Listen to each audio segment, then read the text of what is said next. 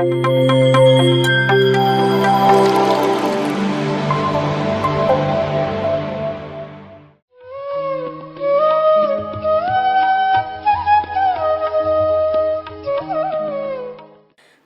ಚಾನಲ್ಗೆ ನನ್ನ ನಮಸ್ಕಾರಗಳು. ನನ್ನ ಹೆಸರು ಪದ್ಮಾವತಿ ಅಂದ್ಬಿಟ್ಟು. ನಾನು 1 ವರ್ಷದಿಂದ ಪಿರಮಿಡ್ಗೆ ಬರ್ತಾಯಿದ್ದೀನಿ, ಧ್ಯಾನ ಕೇಂದ್ರಕ್ಕೆ. ನಾವು ಬೆಳಗ್ಗೆ 4 ಗಂಟೆಗೆ ಬಂದರೆ 7 ಗಂಟೆವರೆಗೂ ಧ್ಯಾನ ಮಾಡ್ತಾಯಿರ್ತೀವಿ. ಇದರಿಂದ ತುಂಬ ಅನುಕೂಲ ಆಗಿದೆ. ಬಿಡದೇನೆ 5 ಅವರ್ 6 ಅವರ್ ಕೂತು ನಾವು ಧ್ಯಾನ ಮಾಡ್ತೀವಿ. ಧ್ಯಾನದಿಂದ ತುಂಬಾ ಒಳ್ಳೆಯದಾಗಿದೆ. ಮತ್ತು ನಾವೇನು ಅನ್ಕೊಂತೀವೋ ಅದನ್ನು ಸಾಧನೆ ಮಾಡ್ಬೋದು. ಸ್ಟಾರ್ಟಿಂಗು ನಾನು ಕೂತ್ಕೊಳ್ಳೋಕ್ಕೆ ಆಗ್ತಾ ಇರಲಿಲ್ಲ. ಒಂದು 10 ನಿಮಿಷ ಅರ್ಧ ಗಂಟೆ ಕೂತ್ಕೊಂಡ್ರೇ ಎಷ್ಟೋ ಹಿಂಸೆ ಅನ್ನಿಸ್ತಾಯಿತ್ತು. ಈಗ ನಾನು ಧ್ಯಾನ ಮಾಡ್ತಿದ್ರೆ ಮತ್ತೆ ಮತ್ತೆ ಮಾಡಬೇಕು ಅನಿಸುತ್ತೆ. ಧ್ಯಾನದಿಂದ ತುಂಬ ಒಳ್ಳೆಯದಾಗಿದೆ. ಆವಾಗ ಎಷ್ಟೇ ಕೆಲಸ ಇದ್ರೂ ಕೆಲಸಗಳಾಗ್ತಾ ಇರಲಿಲ್ಲ. ಅಲ್ಲಿ ಇಲ್ಲಿ ವೇಸ್ಟಾಗಿ ಕಾಲ ಕಳೀತಾ ಇದ್ವಿ. ಈಗ ಧ್ಯಾನಕ್ಕೆ ಬರಬೇಕು ಅನ್ನೋ ಒಂದು ಉದ್ದೇಶಕ್ಕೆ ನಾವು ಏನೇ ಕೆಲಸ ಆಗಲಿ ಬೇಗ ಮಾಡ್ಬೋದು. ಇಷ್ಟು ಟೈಮ್ ನಾನು ಪಿರಮಿಡ್ಗೆ ಬರಬೇಕು ಅನ್ನೋದಾದರೆ ಅಷ್ಟು ಟೈಮ್ ಬರೋದು, ಮತ್ತು ಧ್ಯಾನ ಮಾಡೋದು, ಮತ್ತು ಯೋಗ ಮಾಡೋದು. ನಮಗೇನೇ ಮನಸ್ಸು ನೋವಿದ್ರೂ ಧ್ಯಾನದಲ್ಲಿ ತೊಡಗಿದ್ರೆ ಅಲ್ಲಿ ನೋವೇ ಇರೋಲ್ಲ. ಇಲ್ಲಿ ಸಮಸ್ಯೆಗಳು ನಮ್ಮ ಹತ್ರ ಯಾವುದು ಸಹ ನಮ್ಮ ಹತ್ರ ಹುಡಿಕೊಂಡು ಬರೋಲ್ಲ. ಒಂದು ಮಾತಿರ್ಬೋದು, ಕತೆ ಇರ್ಬೋದು, ಒಂದು ಜಗಳಗಳೇ ಇರ್ಬೋದು, ನಮ್ಮನ್ನು ಯಾವತ್ತೂ ಹುಡಿಕೊಂಡು ಯಾವ ಸಮಸ್ಯೆನೂ ಬರೋಲ್ಲ. ನಾವೇ ಹುಡಿಕೊಂಡು ಸಮಸ್ಯೆನ ಅಲ್ಲಿಗೆ ತೊಗೊಂಡೋಗ್ತಾಯಿದ್ವಿ. ಈಗ ಆ ಒಂದು ರೀತಿ ಇಲ್ಲ. ನಮ್ಮ ಮನಸ್ಸಿಗೆ ಯಾವ ರೀತಿ ನೆಮ್ಮದಿ ಬೇಕೋ ಅದನ್ನು ನಾವೇ ತಂದ್ಕೋಬೋದು. ಸುಮ್ಮನೆ ಏನೋ ಮಾತಾಡೋದು, ವೇಸ್ಟಾಗಿ ಕಾಲ ಕಳೆಯೋದು, ಅದಕ್ಕಿಂತ ಧ್ಯಾನದಿಂದ ತುಂಬ ಒಳ್ಳೆಯದಿದೆ. ಆರೋಗ್ಯಗಳ ಚೆನ್ನಾಗಿರುತ್ತೆ. ಯಾವುದೇ ಒಂದು ಕಾಯಿಲೆಗಳು ಕಮ್ಮಿನೇ ಧ್ಯಾನಕ್ಕೆ, ಅದಕ್ಕೂ ದೂರ. ಹಂಗಾಗಿ ಎಲ್ಲರೂ ಧ್ಯಾನ ಮಾಡೋದ್ರಿಂದ ಯಾವುದೇ ಒಂದು ಸಮಸ್ಯೆನೂ ಬರೋಲ್ಲ. ಮತ್ತು ನಾವೇನು ಅನ್ಕೊಂತೀವೋ ಪ್ರಕೃತಿ ಮಾತೆಗೆ ಆ ರೀತಿ ನಾವು ನೆನೆಸ್ಕೊಂಡು ಧ್ಯಾನಕ್ಕೆ ಕೂತ್ಕೊಂಡ್ರೆ ನಮ್ಗೆ ಯಾವ ನೋವು ಇರೋಲ್ಲ, ಯಾವ ಯೋಚನೆಗಳು ಇರೋಲ್ಲ. ಯಾವುದೇ ಒಂದೊಂದು ಸಮಸ್ಯೆನೂ ಬೆಣ್ಣೆಲಿ ಕೂದಲು ತೆಗ್ದ ಹಾಗೆ ಒಂದೊಂದೇ ನಿವಾರಣೆ ಆಗ್ತಾ ಇರುತ್ತೆ. ನಮಗೆ ಎಷ್ಟೋ ಸಮಸ್ಯೆಗಳಿದ್ವು, ಆ ಸಮಸ್ಯೆಗಳು ಎಷ್ಟು ಬೇಗ ಪರಿಹಾರ ಆಗಿದೆ ಅಂದರೆ ಹೇಳ್ಕೊಳ್ಳೋದಕ್ಕೆ ತುಂಬ ಖುಷಿ ಅನಿಸುತ್ತೆ.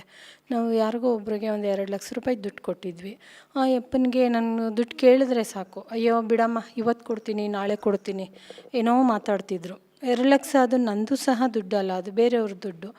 ಹಂಗಾಗಬೇಕಾದ್ರೆ ನಾನು ಬಂದು 6 ಗಂಟೆಗೆ ಬಂದು ಕೂತು ಧ್ಯಾನ ಮಾಡಿ, ಏನಪ್ಪ ಈ ಥರ ಆಗೋಯ್ತು ಪತ್ರಿಜಿ ಸರ್, ಏನೇ ಆದ್ರೂ ನೀವೇ ನನಗೆ ಬಗೆಹರಿಸ್ಬೇಕು ಅನ್ನೋ ರೀತಿಲಿ ನಾನು ಕೂತ್ಕೊಂಡು ಧ್ಯಾನ ಮಾಡಿದ್ವಿ.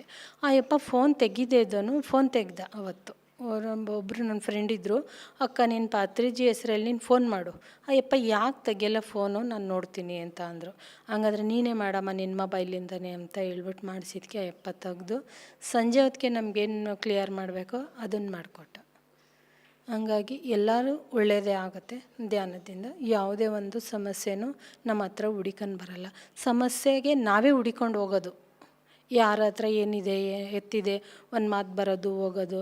ನಮ್ಮ ಧ್ಯಾನ ಮಾಡ್ತಾಯಿದ್ರೆ ನಮ್ಗೆ ಯಾವ ಸಮಸ್ಯೆನೂ ನಮ್ಮ ಹತ್ರ ಬರೋಲ್ಲ. ಆರೋಗ್ಯದ ಕಡೆಯೂ ಅಷ್ಟೇ, ಎಲ್ಲಾದರೂ ಅಷ್ಟೇ. ಇವಾಗ ಯಾವ ರೀತಿ ಧ್ಯಾನ ಮಾಡಬೇಕಾದ್ರೂ ಮಾಡ್ತೀವಿ. ಮತ್ತು ಅಮಾವಾಸ್ಯೆ ಇಲ್ಲಿ ಹುಣ್ಮೇಲಿ ಧ್ಯಾನಗಳಿಗೆ ಹೋಗ್ತೀವಿ ಟ್ರಕ್ಕಿಂಗ್ಗೆ. ಅಲ್ಲೂ ಸಹ ಕೃಷ್ಣಪ್ಪ ಸರು ಎಲ್ಲ ಫೆಸಿಲಿಟಿನೂ ಒದಗಿಸಿರ್ತಾರೆ. ಏನೋ ಒಂದು ಟ್ರಿಪ್ ಹೋಗಿ ಬಂದಷ್ಟು ಖುಷಿ ಆಗುತ್ತೆ. ಧ್ಯಾನದಿಂದ ತುಂಬ ಒಳ್ಳೆಯದಾಗ್ತಾಯಿದೆ. ಈ PMC ಚಾನಲಲ್ಲಿ ಪಿರಮಿಡ್ ಬಗ್ಗೆ ತುಂಬಾ ಬರ್ತಾ ಇರುತ್ತೆ. ಅದನ್ನು ನೋಡಿದ್ರೆ ನಾವು ಯಾವಾಗ ಧ್ಯಾನ ಮಾಡಬೇಕು, ಯಾವ ರೀತಿ ನಡ್ಕೋಬೇಕು, ಜನಗಳ ಹತ್ರ ಯಾವ ಥರ ವರ್ತನೆ ಮಾಡಬೇಕು ಎಲ್ಲ ಗೊತ್ತಾಗುತ್ತೆ. ನಮಗೆ 3 ವರ್ಷ ನಾವು ಚಾಮುಂಡೇಶ್ವರಿ ಎಕ್ಟೇಷನ್ಗೆ ಬಂದು 3 ವರ್ಷ ಆಗಿತ್ತು. 3 ವರ್ಷದಿಂದ ಅಯ್ಯೋ ಧ್ಯಾನಕ್ಕೆ ಹೋಗ್ತಾರಂತೆ, ಏನೋ ಹೋಗ್ತಾರೆ ಬರ್ತಾರೆ ಬಿಡು ಅಂದ್ಕೊಂಡು ಸುಮ್ಮನೆ ವೇಸ್ಟಾಗಿ ಕಾಲ ಕಳೀತಾ ಇದ್ವಿ. ಆಮೇಲೆ ಹಿಂಗೆ ಶಿವರಾತ್ರಿ ಟೈಮಲ್ಲಿ ಹುಣ್ಮೆ ಧ್ಯಾನ ಇತ್ತು. ಅವತ್ತು ನಾನು ಧ್ಯಾನಕ್ಕೆ ಬರಬೇಕಾದ್ರೆ ಪೂರ್ತಿ ಅವತ್ತು ನೈಟ್ ನಾನೇನು ಮಲಗಿಲ್ಲ. ಧ್ಯಾನದ ಇದನ್ನೇ ಕೇಳಿಕೊಂಡು ಧ್ಯಾನ ಮುಗಿಸ್ಕೊಂಡು ಸತ್ಸಂಗ ಕಾರ್ಯಕ್ರಮವೂ ಇತ್ತು, ಅದೆಲ್ಲ ಮುಗಿಸ್ಕೊಂಡು ಮತ್ತೆ ನೈಟು ಮತ್ತೆ ಧ್ಯಾನಕ್ಕೆ ಬಂದು ನಾವು ಮಲಗಬೇಕಾದ್ರೇ 11 ಗಂಟೆ. ನನ್ನ ಎಷ್ಟೊತ್ತು ನಾನು ಜಾಗರಣೆ ಮಾಡೋದ್ನಲ್ಲ, ನನಗೆ ನಿದ್ದೆ ಬರ್ತಿಲ್ಲ, ಒಂದು ರೀತಿ ಏನೂ ಇರಲಿಲ್ಲ. ಖುಷಿಯಾಗಿತ್ತು. ಕೃಷ್ಣಪ್ಪ ಸರಿಂದ ತುಂಬ ಜನಗಳಿಗೆ ಉಪಕಾರ ಇದೆ. ದೂರ ಆಗಿದ್ದರೆ ನಾವು ಹುಡಿಕೊಂಡು ಹೋಗ್ತಾ ಇರಲಿಲ್ಲ. ನಾವು ಯಾವಾಗೋ ಸಣ್ಣ ಮಕ್ಕಳಲ್ಲಿ ಧ್ಯಾನ ಮಾಡಬೇಕಿತ್ತು, ನಾವೇನೋ ಮಾಡಬೇಕಿತ್ತು. ಹೊಲಗಳ ಹತ್ರ ಹೋದರೆ ಅಯ್ಯೋ ಈ ಬಂಡೆ ಹತ್ರ ಕುತ್ಕೊಂಡು ಧ್ಯಾನ ಮಾಡಿದ್ರೆ ಏನೋ ಸಿಗ್ಬೋದೇನೋ, ಏನೋ ಮಾಡ್ಬೋದೇನೋ ಅಷ್ಟು ಮಾಡ್ತಾಯಿದ್ವಿ. ಆದರೆ ಇಲ್ಲಿ ಬಂದ ಮೇಲೆ ಧ್ಯಾನದ ಬಗ್ಗೆ ನಮಗೇನು, ಯಾವ ರೀತಿ ನಡ್ಕೋಬೇಕು, ಯಾವ ರೀತಿ ಇರಬೇಕು ಅಂತ ಎಲ್ಲ ಗೊತ್ತಾಗ್ತು. PMC ಚಾನಲ್ನ ನೋಡಿ ಸಬ್ಸ್ಕ್ರೈಬ್ ಮಾಡಿ. PMC ಕನ್ನಡ ಚಾನೆಲ್ ಅನ್ನು ಲೈಕ್ ಮಾಡಿ, ಶೇರ್ ಮಾಡಿ, ಸಬ್ಸ್ಕ್ರೈಬ್ ಮಾಡಿ ಮತ್ತು ಮಾಡಿಸಿ.